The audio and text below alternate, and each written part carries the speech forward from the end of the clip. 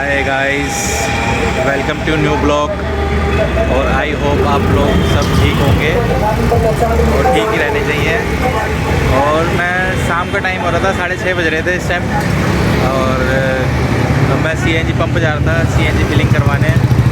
और मैं आपको ना एक चीज़ बताना चाह रहा था। आजकल मेरे फ्रेंड्स कुछ गलती कर रहे हैं कि सीएनजी ऑन पेपर नहीं करवा रहे। कि अगर सीएनजी ऑन पेपर करवाने में ज़्यादा खर्चा आ रहा है, इस टाइम 45,000 का आ रहा है, तो इसी वजह से लोग अब क्या कहते हैं अपना ऐसी सीएनजी लगवा के और अपना फिलिंग करवा नहीं रहे, मतलब ऑन पेपर नहीं चढ़वा रहे।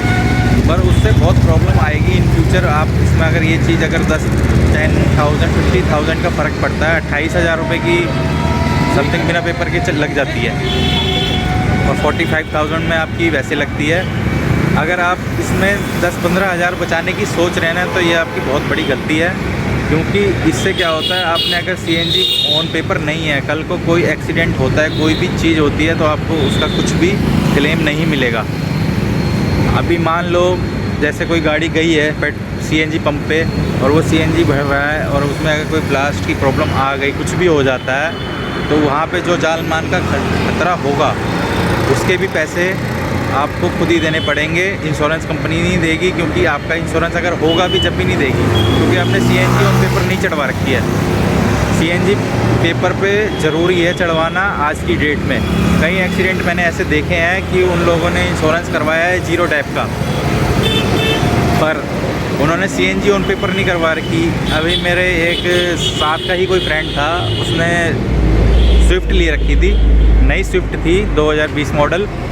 उसने क्या करा कि सीएनजी बाहर से लगवा के उसको पेपरों पे नहीं चढ़वाई। अभी रिसेंटली उसका कहीं एक्सीडेंट हुआ था, पीछे से पूरी गाड़ी बम्पर वम्पर सब उसका डैमेज हो गया था, पर इंश्योरेंस कंपनी ने उसको क्लेम नहीं दिया।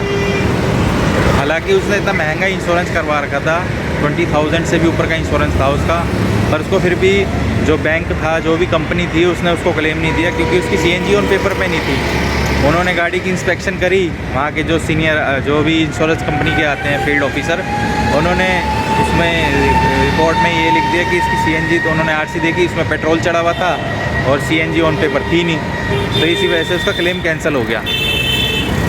मैं आपको गाइस यही समझाना चाह रहा हूँ, मेरे भी जितने भी फ्रेंड्स हैं, जितने भी आप लोग हो दूर दूर के, अगर आप बाई चांस अभी पेट्रोल के रेट ज़्यादा हिक हो गए हैं, तो अगर आप सीएनजी लगवा रहे हो तो उसको ऑन पेपर ज़रूर करवाएं।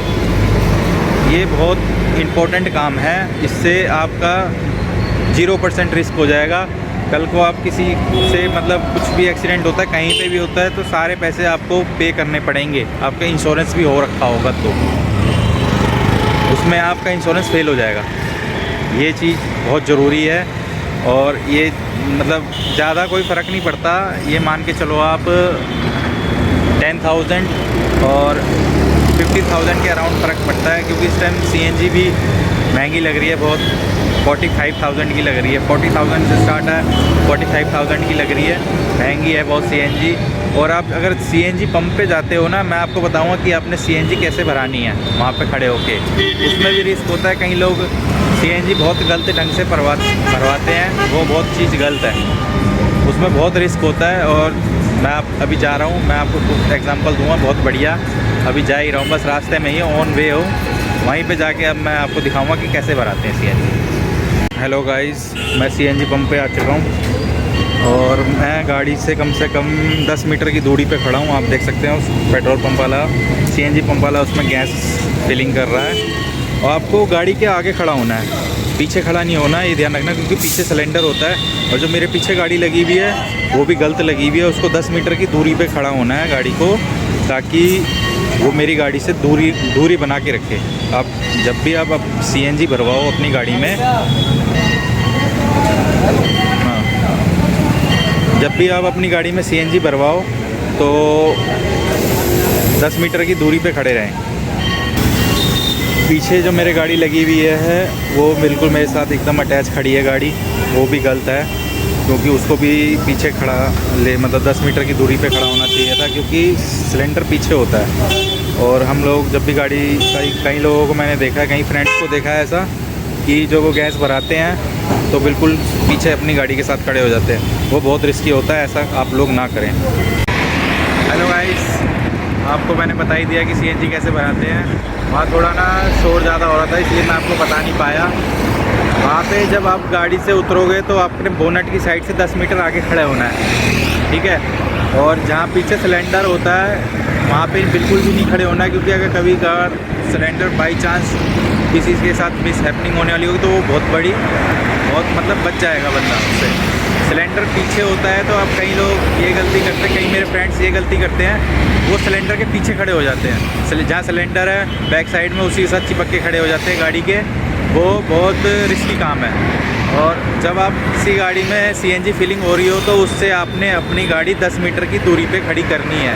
बिल्कुल, मैंने कई फ्रेंड्स को देखा है, अपने कई लोगों को देखा है ऐसे, वो अपनी गाड़ी बिल्कुल उससे बम्पर टू बम्पर लगा के रखते हैं। सिर्फ 1 मीटर की दूरी होती है, उसमें बहुत रिस्क होता है। अगर उसकी गाड़ी में सीएनजी फिलिंग होते टाइम कोई भी ब्लास्ट होता है तो आपको बहुत गंदी उसमें चोट लगेगी। इस चीज़ का आपने बहुत ही ज़्यादा ध्यान रखना है, ये चीज़ बहुत ज़रूरी है जो मैंने आपको आज बताई है। कई लोग ये बहुत ज़्यादा गलती कर रहे हैं। अभी पंजाब में भी एक ऐसी केस हुआ था, पीछे एक गाड़ी लगी हुई थी, उसमें बिल्कुल चिपका के खड़ी हुई थी, इसी वजह से उनको चोट लगी। और जो बंदे जो भर रहा था, फिलिंग कर रहा था, वो तो उसकी तो डेथ ही हो गई है, क्योंकि वो बिल्कुल ही पीछे गाड़ी के पीछे खड़ा हुआ था। तो आपको इस चीज़ का ध्यान रखना है, आप गाड़ी से जितने भी बंदे हो, 2 4 हो, 4 बंदे हो तो 4 आप बोनट से आगे 10 मीटर की दूरी पे खड़े रहेंगे और पीछे बिल्कुल भी नहीं खड़ा होना है। और जब आप किसी आगे वाली गाड़ी में सीएनजी फिलिंग हो रही हो तो आपने क्या कहते हैं, बिल्कुल 10 मीटर की दूरी पे गाड़ी लगानी है, ठीक है गाइस। बस मैं तो अब यहाँ आ रखा था हाईवे पे, अब कुछ सोच रहा हूँ कुछ खा लूँ या चाय वाय पी लूँ, और देख रहा हूँ कुछ ना कुछ तो मिलेगा रास्ते में। आज क्या कहते हैं कि तो पोल्यूशन भी ज़्यादा हो रहा है, तो इसी वजह से थोड़ा सा स्मोकी सा मौसम हो रहा है। वैसे ऐसी लग रहा है, शाम का टाइम है, वैसे तो थोड़ा सा विजिबिलिटी कम हो रखी है। और हमारे चैनल को सब्सक्राइब ज़रूर करें, हमारी वीडियो को लाइक ज़रूर करें और हमारी वीडियो को शेयर भी करें। आपके लिए ऐसी अच्छी अच्छी नॉलेज भरी वीडियो मैं लाऊँगा। और वीडियो देखने के लिए धन्यवाद। आपका दिन शुभ रहे। Have a nice day. जय हिंद, वंदे मातरम।